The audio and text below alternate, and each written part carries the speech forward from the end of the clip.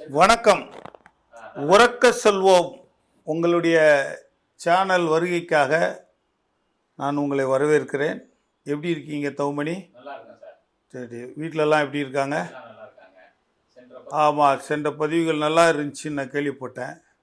அதாவது பட்டியல் வெளியேற்றம் அப்படிங்கிறது அது ஒரு பெரிய ப்ராசஸ்.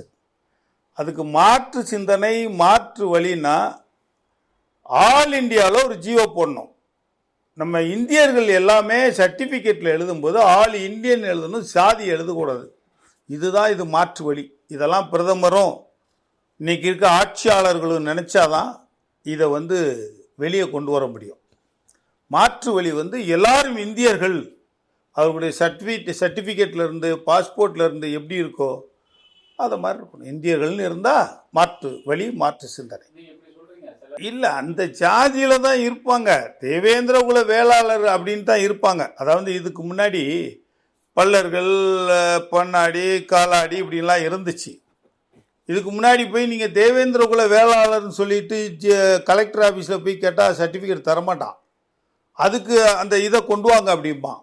அந்த உட்பிரிவு 7 பிரிவு இருந்துச்சுல, அதெல்லாம் ஒன்றாக்கி ஒரு ஜீவோ போட்டு அது மேலே மத்திய அரசுக்கு அனுப்பி ஜனாதிபதி வரைக்கும் போய் அந்த பெயர் கோரிக்கையை பெற்றோம். அதுதான் தேவேந்திர குல வேளாளர் பெயர் கோரிக்கை.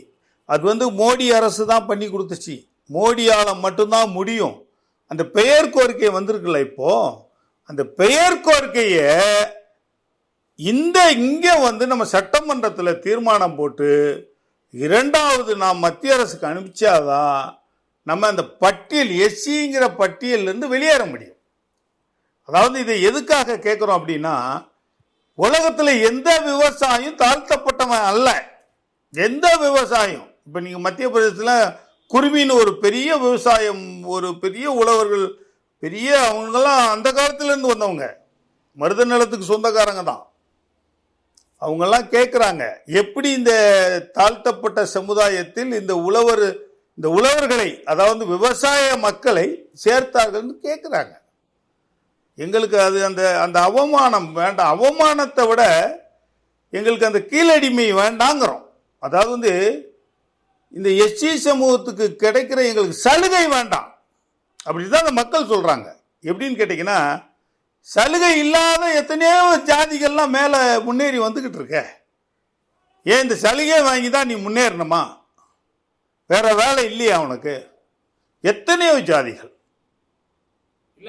அதாவது பொருளாதாரத்தில் ஏழை மக்கள் இருக்காங்க, பணக்காரன் இருக்கிறான். ஏழைகளுக்கு கொடுக்க வேண்டியது தானே. எதுக்கு அதில் போய் சாதியை திணிச்சு, சாதி வன்கொடுமையில் ஒருத்தன் எஸ்சி ஒரு கடை வைக்க முடியல, ஒரு வியாபாரம் பண்ண முடியல, அவன் ஒரு தலை நிமிர்ந்து நடக்க முடியல, ஸ்கூலுக்கு போனால் கூட அங்கேயும் கூட அந்த சாதி வன்மம், இரட்டை டம்ளர் நிறைய ஒழிச்சிட்டோம். இருந்தாலும் இந்த தேவேந்திர குல வேளாளர்கள் அவர்களுக்கு கிடைக்கக்கூடிய அந்த காலத்தில் உள்ள கோயில் பட்டயம், பழனி கோயில், முருகர் கோயில், எல்லாத்துலேயும் அந்த கால வரலாறு இருக்குது.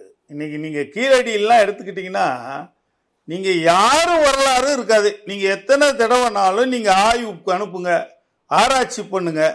அவங்க தேவேந்திர குல வேளாளர்கள் அந்த விவசாயிகளுடைய அந்த கீழடி ஆராய்ச்சியில் அவங்களுடைய அந்த சிஸ்டம் தான், அவங்களுடைய இதுதான் கிடைக்குமோ தவிர வேற எந்த வரலாறும் கிடைக்காது. தேவேந்திர குல வேளாளர் வரலாறு தான் கிடைக்கும்.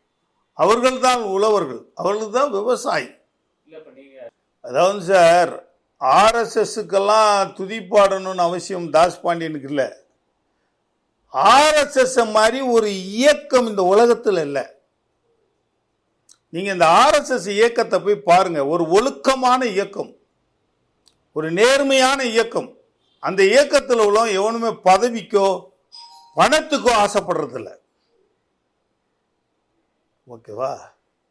அந்த மாதிரி அந்த ஆர்எஸ்எஸ் இயக்கத்துக்கு சப்போர்ட் பண்ணால் என்ன தவறு? ஒரு தவறும் இல்லையே.